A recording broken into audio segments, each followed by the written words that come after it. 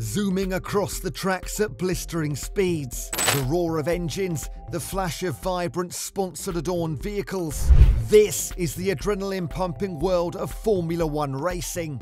But beneath the glamorous shell of speed and technology lies a shadow, a hidden realm of dark secrets and unspoken scandals, buried beneath the multi-million-dollar sponsorships that bathe the sport in an opulent glow. Welcome to a journey where the pursuit of speed meets the pursuit of power and money. A tale of teams locked in a never-ending struggle, not just on the tracks, but behind the secretive curtains of murky sponsorships and deals that dare not step into the light until now. Friends, start your engines and tighten your seatbelts, because today on F1 Racing Now, we're peeling back the layers on the dark underworld of F1 sponsorships, revealing stories so wild they might just veer off the circuit of your expectations. Before we dive into these unprecedented tales, slam the brakes on for just a moment and hit that subscribe button below. Ensure you're fueled up on our high-octane content, exploring the unexplored alleys of F1 racing and more that you simply won't find anywhere else. Your ticket to the thrilling and unseen rides of Formula One is just a click away. Become a part of the F1 Racing Now family, and let's embark on this eye-opening ride together. Are you ready to delve into a world where wealthy sponsors, questionable deals, and undying passion for racing entwine in a high-stakes dance of speed and survival, where the boundary between triumph and controversy blurs into a frenzy of spectacle and mystery? Stick with us as we unveil, and you may just find out why some truths in the fast lane are often left unspoken. Look at any Formula One car today, and there's something that tends to stick out. All of them usually come with some form of sponsorship or other. You've got just about everything: tech companies, fashion brands, state-owned oil companies, you name it.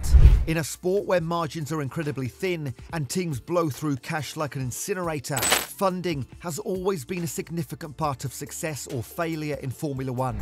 So it should come as no surprise that the most prosperous teams usually succeed, and the best way for your team to get funding is through sponsorships. Nevertheless, like everything about money, there's a dark side to Formula One sponsorship, one that only a few people willingly talk about. In this video, we'll cover the dark underbelly of one of the most popular sports in the world and the problem with sponsorship in Formula One. Formula One is one of the most loved sports in the world.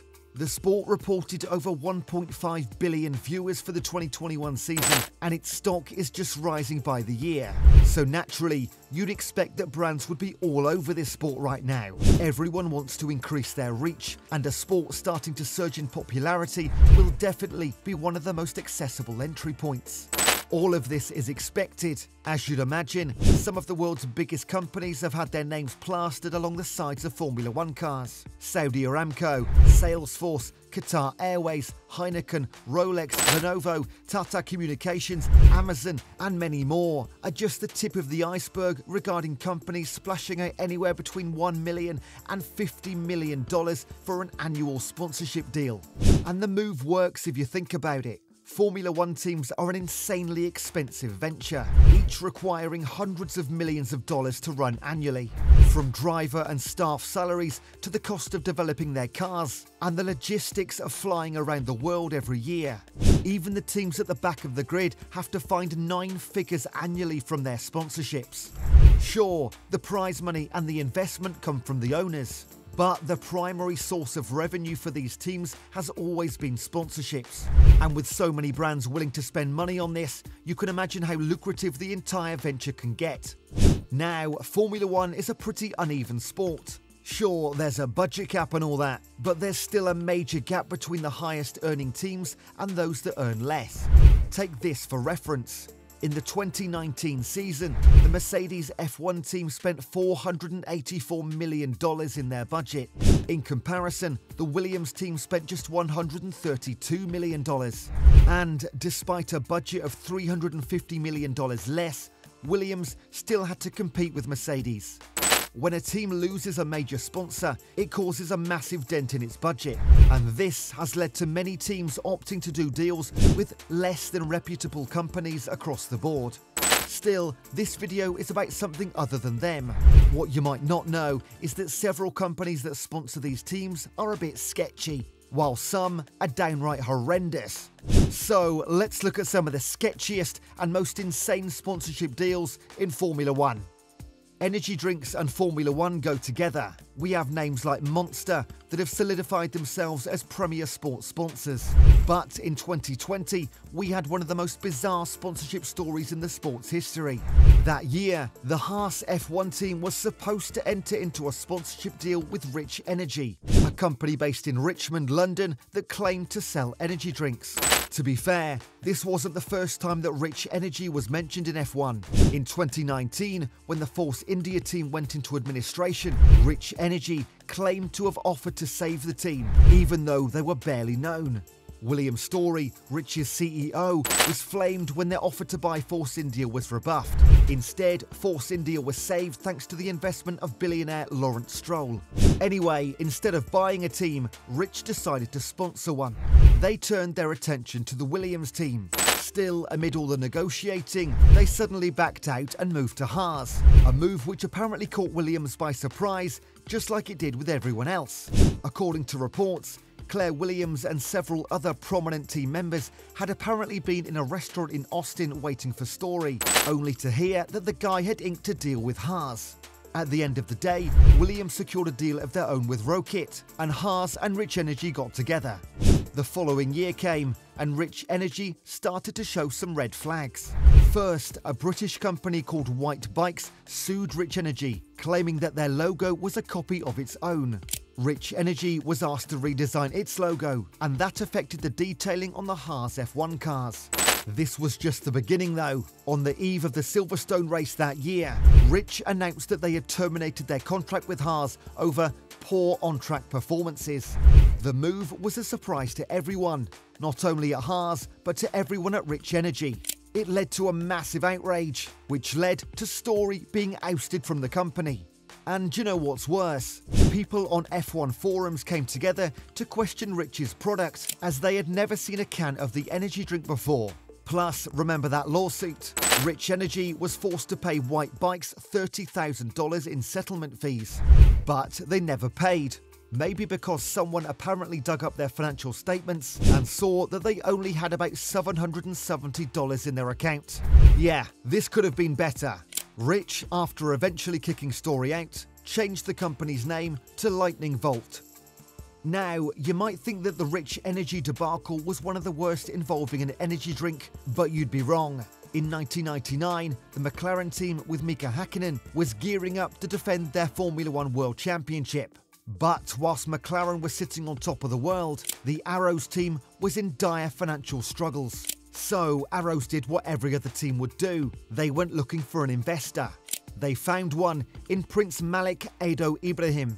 Prince Malik claimed to be a Nigerian prince who had ventured into business and was willing to put up $125 million to save the team. A Nigerian prince? Come on, that's got to be a lie, right? Well, the moment the Arrows guys heard about the bags of cash coming, they conveniently forgot to do due diligence. The prince came on, sharing the sponsorship for the team with Repsol. So, the Arrows car was painted half in Repsol's orange colour and half in a black hue with a Tminus logo.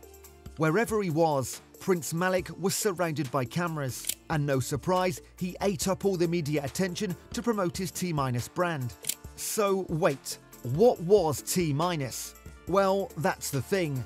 No one knew what it was. Some claimed it was an energy drink, and some claimed it was a motorcycle brand. Whatever it was supposed to be, Tminus never had any product. Apparently, the plan was for the company to debut in Formula One, then launch its products. Energy drinks, motorcycles, bicycles, etc., later under the brand name. Tminus did produce some energy drinks. However, they didn't achieve anything and barely made any money.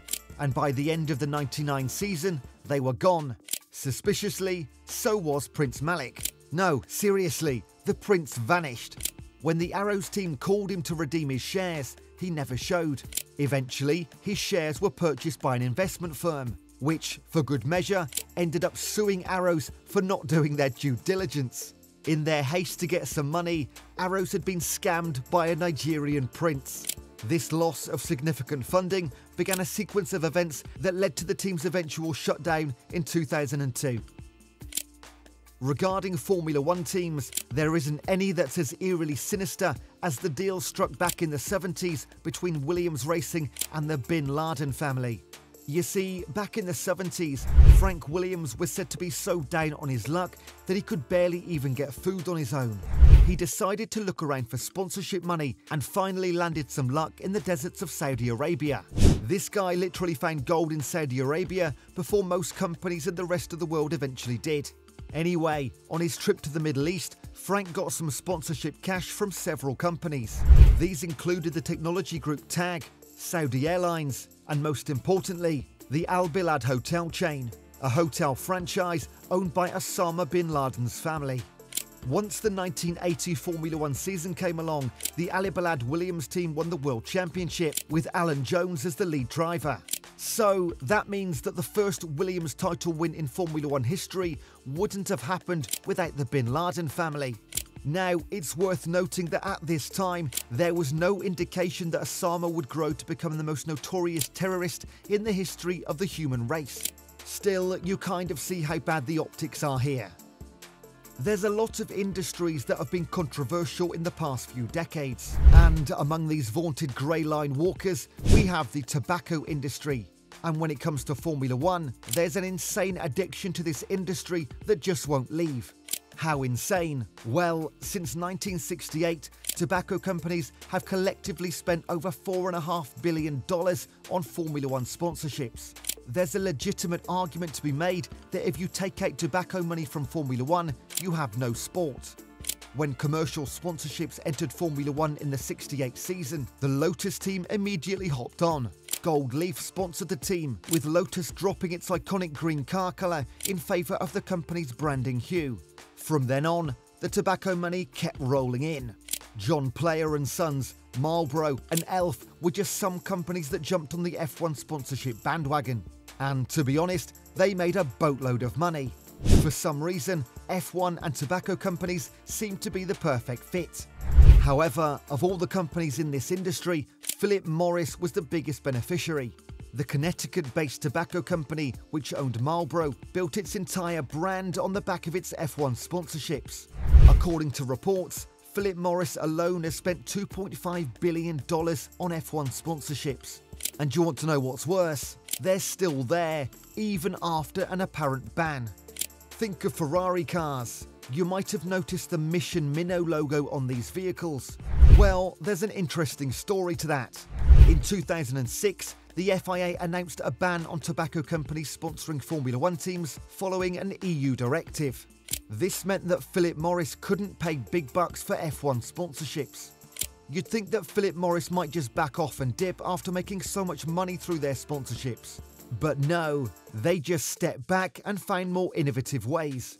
If you're a Ferrari fan, you probably remember those barcodes on the back of their cars over a decade ago. Well, if those cars move quickly enough, which they did, you'd see the logos from the Marlboro chevron. It was just a creative way of working around the rules. When the FIA banned that, Ferrari changed its logo to include Marlboro's red and white colours. When the FIA banned that, Philip Morris created a new company, Mission Minnow.